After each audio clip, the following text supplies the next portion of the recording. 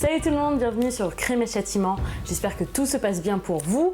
Et si tout se passe bien maintenant, je ne peux pas forcément vous garantir que vous serez tout autant de bonne humeur d'ici la fin de la vidéo. Aujourd'hui, on va parler d'un sujet que vous m'avez beaucoup demandé, que je vous ai en fait beaucoup proposé surtout, et à chaque fois je changeais à la dernière minute. On va parler d'Issei Sagawa, le japonais cannibale.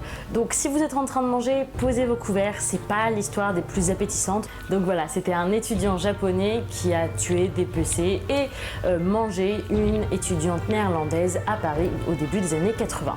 Donc tout de suite, on est vendredi, c'est l'heure du crime, générique. Basically, I was a normal person. That was part of my, I guess my what you call fantasy. The missing since this morning. She's 8 months pregnant. My gun was under the seat.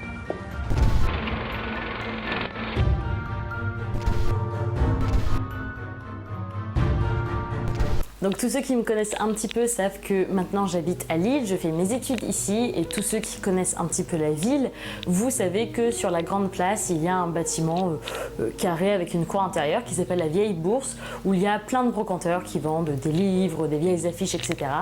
Et à un moment j'étais partie avec deux de mes amis quand je venais à peine d'emménager, et je suis tombée sur une boîte énorme avec que des magazines, que des vieux magazines des années 80 sur des faits criminels, et j'ai trouvé ceci. Et donc forcément le titre attire énormément, mais en fait je connaissais cette histoire et je voulais la faire depuis longtemps, donc je me suis dit c'est une super déco et en plus ça vous fera une super déco ici aussi. Donc sans plus attendre, plongeons dans cette histoire qui en fait ne commence pas au Japon, ne commence pas en France, ne commence même pas en Hollande, en fait elle commence dans les Andes. Vous allez tout de suite comprendre pourquoi. Parce que dans les années 70, il y a le crash du vol 571 dans les Andes où, grosso modo, pour survivre, les rescapés ont dû manger en fait leur coéquipier qui était mort à ce moment-là pour pouvoir survivre. Et donc on va garder cette histoire en tête et on va faire un petit flashback. Donc on est en 1949 à Kobe au Japon où naît Issei Sagawa. Il est né dans une famille de riches industriels, sa mère le couvait énormément et en fait c'est quelqu'un de très frêle, très chétif parce qu'il a eu une encéphalite japonaise qui a été causée avec une piqûre de moustique quand il avait 2 ans, et ça a eu un impact important sur sa taille adulte parce que maintenant il faisait je crois 1,50 m, donc pas très grand, vraiment très frêle, etc. Et donc encore une fois, il vit une vie d'adolescent très couvé, très adulé. Globalement, on ne pouvait rien lui refuser de par son statut. Et en fait, on pense que cette histoire du crash dans les Andes a commencé tout petit peu à alimenter ses fantasmes très violents envers les femmes, notamment ses fantasmes de cannibalisme. Il voulait de la chair fraîche, pulpeuse, vraiment. En fait, quand il regardait les femmes, généralement on dit « Oh, elle est attirante ». Lui, il pensait vraiment en mode « Ouh, j'aimerais bien croquer dans ses fesses », globalement. Et donc, tout part en sucette un petit peu en 1972, quand en fait, il va agresser une jeune étudiante allemande, très sportive, très belle. Il se rend compte qu'elle habite juste en face de lui, ou en tout cas pas très loin de lui. Et il commence un peu à la regarder, à l'observer. Il apprend que elle aime bien dormir nue et un soir il décide vraiment de passer à l'acte, on va dire. Donc il passe par la fenêtre avec un parapluie pour assommer sa victime et un couteau dans l'autre main, et il se dit vraiment je veux croquer dans ses fesses. Seulement il est un petit peu maladroit le coco, et en fait son genou effleure l'étudiante qui elle va se réveiller en sursaut, crier, et donc Issei va paniquer. Et au lieu de pouvoir s'enfuir, elle, comme elle était quand même assez sportive, elle réussit à le retenir jusqu'à l'arrivée de la police. Et donc, il ne va pas être accusé pour tentative de cannibalisme. Personne ne savait vraiment ses véritables pulsions. Mais étant donné qu'il avait un couteau, il va être condamné pour tentative de viol et tentative de meurtre. Cependant, étant donné qu'il est quand même né d'une riche famille, son père va un petit peu couvrir l'affaire avec une compensation financière. Et pour que les choses se tassent, étant donné que Issei avait déjà un diplôme de littérature à l'université d'Osaka, il va partir en France pour poursuivre ses études. Donc changement de décor, on se retrouve à Paris 3 où il va commencer à faire ses études, et Issei, qui a 23 ans, va tomber sous le charme de Renée Hartevelt, une néerlandaise de 25 ans, et on peut déjà voir qu'il commence un peu vraiment son fantasme, c'est les filles nordiques, grandes, carnation très claire, blondes, assez athlétiques, etc., etc. Alors, pour aller voir les filles dormir à poil la nuit, il n'y a pas de problème, mais pour aller parler à René, c'est quand même tout de suite compliqué. Il est très timide, il rougit dès qu'il la voit, et honnêtement, René, bon, ça l'amuse un petit peu, voilà, c'est un étranger, il parle pas très bien non plus le français, elle l'aide à étudier, etc. Elle l'incorpore de plus en plus dans sa bande de copains, et voilà, ils passent globalement pas mal de temps ensemble. René l'aime bien. Et enfin, il lui déclare sa flamme, dit qu'il est fou amoureux d'elle. Mais seulement, bon, bah, René, en fait, elle lui rit au nez parce que elle lui dit on est juste amis. Et en fait, pour quelqu'un qui a toujours eu tout ce qu'il voulait de par son statut, bah forcément, là, ça fait quand même très mal à l'ego. Et enfin, on arrive à la date fatidique du 11 juin 1981. J'ai repris une petite phrase du magazine qui disait qu'en fait, il faisait très chaud, très beau, Paris était encore en liesse avec les élections de François Mitterrand. Et Issei invite René chez lui parce que, sous prétexte en tout cas, un de ses professeurs lui a demandé de enregistrer un poème en allemand. Et il dit, bon, lui il est japonais, déjà qu'il parle pas non plus très bien le français, pour prononcer des mots en allemand c'est encore plus compliqué, donc est-ce que, s'il te plaît René, tu pourrais venir chez moi pour m'aider? Elle, bien entendu, elle dit oui. Donc c'est un appartement très coquet, c'est dans le 16e, on est 10 rue Erlanger. Et voilà, Issei lui pose le dictaphone devant elle, le poème de Johannes Becher, merci les cours d'allemand. Et du coup, René commence à lire « L'homme fort qui part pour l'ouest avec le soleil levant, je le loue avec joie, il chasse une bête sauvage, gorgée de sang, dans le pays, dans la journée. » Et donc Issei est derrière elle, il pointe sur sa nuque un 22 mm long rifle qu'il avait acheté à ses premiers jours à Paris quand on lui avait dit que bon, les Français pouvaient être un petit peu violents, on va dire, armé d'un silencieux et paf, il lui tire dans la nuque. En fait, elle n'a pas conscience qu'elle est morte tout de suite, elle continue à réciter, je cite, « Dévorée, la ville sera saisie de cervelle » avant de tomber par terre. Alors déjà, je trouve qu'il y a quand même un certain lien entre les actes et le poème, c'est assez intéressant. Alors, il a dit avoir eu des regrets de l'avoir tuée, mais bon, il ne pouvait pas vraiment la manger vivante. Donc, il s'empresse de prendre un linge pour le mettre en dessus de sa tête pour éviter qu'il ait trop de taches sur la moquette. Et bah là, il baisse sa culotte et il va commencer à la violer, à violer son cadavre, parce que vraiment, pour lui, c'était... au-delà de la manger, le Graal un petit peu, c'était enfin de pouvoir avoir ça avec elle. Donc, acte de nécrophilie, on s'en doutait peut-être un petit peu quand même au vu du personnage. Alors, il prévoyait de manger son nez, c'était vraiment la chose qui l'attirait le plus, et sa fesse droite, parce que selon lui, sa fesse gauche, étant donné que c'était du côté du cœur, ça devait être gorgé de sang, et lui, il aimait bien la chair, la texture, pas forcément le sang. Et ensuite, il va prendre un couteau et il va commencer à débiter 7 kg de chair. Pour lui, les parties les plus intéressantes, les plus savoureuses, entre autres le nez, les lèvres, la langue, les épaules, les bras, les cuisses, les fesses, bien entendu, j'en oublie. Les organes génitaux et l'anus, bon, super. Et il va les emballer dans des petits sacs, les mettre dans son frigo. Et en fait, pendant 2 jours, il va s'amuser à faire différentes recettes avec, un petit peu en mode Hannibal Lecter. Il va prendre également 39 photos au fur et à mesure qu'il commence à dépecer le cadavre. Et il va également aussi partir acheter une shampooineuse pour nettoyer le sang sur la moquette.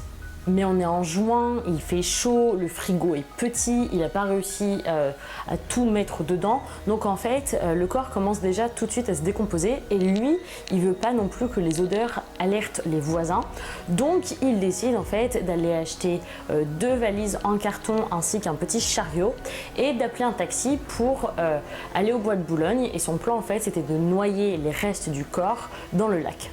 Donc on est le 13 juin et une fois là-bas, en fait, dans une descente, il perd un petit peu le contrôle de son chariot. Les valises se renversent, s'ouvrent, il y a du sorte de liquide brunâtre dégueulasse qui sort des valises. Et en fait, il y a un couple d'amoureux qui va l'alpaguer en disant qu'est-ce que tu fais? Et lui va partir et prendre la fuite. Donc bien entendu, la brigade criminelle est sur le coup et sur les lieux et ils vont lancer tout de suite un appel à témoins pour savoir si on peut retrouver cet Asiatique avec plutôt petit avec 2 valises. Et honnêtement, on a tous le cliché de la police française qui va pas non plus très vite, qui n'a pas autant de moyens que par exemple les séries américaines, etc. etc. Mais là, étonnamment, l'affaire, elle a été résolue en 48 heures. Parce que le chauffeur de taxi, il a appelé la police, il se disait que ça correspondait très bien à la description d'un client qui l'avait pris, il se souvenait même de l'adresse. Et donc en fait, bam, et ben on va faire perquise et on va l'arrêter. Alors la première phrase qu'Issei sort quand ils veulent se faire interpeller, c'est « Si j'avais un frigo plus grand, vous ne m'aurez pas arrêté ». Alors, il va rien nier, il va pas du tout commencer à se voiler dans un silence, dans un mutisme en disant je ne parlerai qu'en présence de mon avocat. Globalement, il avoue, il dit l'identité de sa victime, donc René. Il dit que c'était un acte artistique. Voilà. La police, pendant la perquisition chez lui, va retrouver le corps, va retrouver les photos, va retrouver tout ça en gros. Et quelque chose quand même qui m'a fait bien rire dans toute cette horreur, c'est qu'ils vont retrouver également une couverture de Charlie Hebdo du 16 août 1979 en disant cul rôti aux herbes de Provence. Alors, pendant son interpellation, il est bizarre, mais enfin, il est toujours bizarre, on va dire, ce personnage, donc c'est pas très étonnant. Chose qui m'a un peu frappée, c'est que par exemple, il retenait lui-même les bracelets de ses menottes parce qu'elles étaient trop grandes pour ses bras frêles. Et par exemple, il avait dit aux inspecteurs, oui mais en France, vous dites bien, une jeune femme est à croquer. Lui en fait, il l'a pris littéralement au sens littéral du terme. Alors bien entendu, au vu de l'horreur qu'il a produit, va y avoir une expertise psychiatrique. On va dire qu'il a perdu une totale inhibition suite à son encéphalite japonaise, que ses tendances cannibales seraient potentiellement liées à sa mère qui le couvait énormément et aussi qui lui demandait, qui lui ordonnait, qui lui obligeait de manger quand il était jeune pour littéralement pouvoir survivre. Donc en fait, ce serait un petit peu lié à ça. Et on va reconnaître son irresponsabilité pénale, et ça, pour tous mes copains qui font du droit, c'est l'article 122-1 qui dit qu'en fait n'est pas pénalement responsable la personne qui est atteinte au moment des faits d'un trouble psychique ou neuropsychique qui va abolir son discernement ou le contrôle de ses actes. Donc en gros, parce qu'il est fou, on ne peut pas le condamner pour ses actes. Mais il n'empêche qu'il est quand même très dangereux, donc il va être placé en hôpital psychiatrique. Il va passer 1 an à l'hôpital de Villejuif avant de pouvoir retourner au Japon sur demande de ses parents. Et là, il va rester, je crois aussi pareil, 1 an à l'hôpital psychiatrique de Tokyo. Et pour la faire courte, il y a des règles internationales, blablabla, il y a un non-lieu en France, donc il peut pas être condamné au Japon. Donc en gros, il va être libéré en 1985, donc en fait il va vraiment littéralement faire que 2 ans dans un hôpital psychiatrique, ce qui pour moi est un petit peu choquant quand même. Et après, il va essayer de retrouver du travail en tant qu'enseignant, mais bien entendu, son identité va être très vite découverte. Il va devoir changer de poste. Au Japon, parallèlement, il y a un tueur en série qui sévit, qui tue, viole et dépaisse des enfants en guise de victimes. Donc en fait, Issei va vraiment être utilisé un petit peu comme un consultant auprès de la police et auprès de la presse, et donc forcément ça va faire une couverture médiatique très importante pour lui. On va l'appeler le cannibale japonais, l'étudiant français. Donc voilà, il va vraiment commencer à avoir une renommée. Et étant donné que c'est un pervers, maniaque, exhibitionniste et narcissique, il va commencer à vouloir un petit peu surfer sur la vague et à publier ses propres romans où il expliquait un petit peu ce qu'il avait fait, tous ses actes horribles. Il en a publié 10, je crois, avec des titres parfois très savoureux, dont J'aimerais être mangé, ceux que j'ai envie de tuer et l'affaire de la chair humaine à Paris. Donc vraiment, le mec, il est en mode, c'est ma seule trait de personnalité, c'est qu'en fait, j'ai tué et mangé quelqu'un. Je vais en parler pendant 10 ans en fait. Seulement, bon, il y a bof de succès sur ses livres. Il a joué également dans quelques films érotiques, dont l'un mettait en scène en fait une néerlandaise dans un appartement typiquement français. Voilà. Il joue également dans les pubs pour des chaînes de restauration qui faisaient de la viande. C'est de bon ou de mauvais goût, je sais pas, mais c'est un peu flippant quand même. Et il fait également quelques tableaux de femmes très sordides. Et bon voilà, il n'a pas un franc succès en tant qu'écrivain. Au bout d'un moment, on se lasse un petit peu de cette histoire. C'était cool 5 minutes, maintenant on va chercher un petit peu de la nouveauté. Donc il va se retirer dans la banlieue de Tokyo avec son frère, je crois. On va plus trop en entendre parler et c'est ça qui est dangereux en fait. Parce que à l'heure actuelle, il a 71 ans et il est toujours en vie. Et est-ce qu'il a récidivé? On ne sait pas. Est-ce qu'il a appris de ses erreurs? Est-ce qu'il a acheté un plus grand frigo? On ne sait pas. Mais c'est un peu flippant quand même de savoir qu'il y a un mec comme ça, capable de ces horreurs, dans la nature. Alors, comme d'habitude, j'aime bien faire des petits liens avec la culture. Là, il n'y a pas trop de films. Il y a un documentaire quand même assez connu qui s'appelle Cannibal de 2017, où là, ils sont vraiment partis le voir, l'interviewer, je crois même. Il y a quelques pièces de théâtre, dont une qui a reçu un prix à Avignon. Et également, il est fait mention d'Issei Isagawa dans le titre Too Much Blood des Rolling Stones. Puis voilà, ça fait la couverture également de journaux comme ceci. C'est quand même une affaire très... C'est dur parce que forcément le cannibalisme ça n'attire pas forcément tout le monde, beaucoup peuvent être dégoûtés, mais c'est vrai que c'est vraiment une histoire sensationnelle. Et voilà, c'est fini pour aujourd'hui, j'espère que vous avez aimé, n'hésitez pas à mettre un pouce bleu, à vous abonner, la petite cloche. Et en fait je pense, étant donné que j'ai également un deuxième magazine comme ceci, je pense que je pourrais faire même les faits divers qui sont dedans, ou même peut-être pourquoi pas faire un challenge où je plonge mon bras dans le grand bac, je tire un magazine au pif et oh, ça va être le prochain sujet. Donc voilà, dites-moi ce que vous en pensez, dites-moi si vous avez des idées pour la prochaine fois, dites-moi ce que vous pensez de Issei, si vous êtes content, si vous attendiez à ce genre d'histoire quand je vous l'avais mentionné. En tout cas, je suis ravie de vous revoir et j'espère vous revoir la semaine prochaine. Ciao!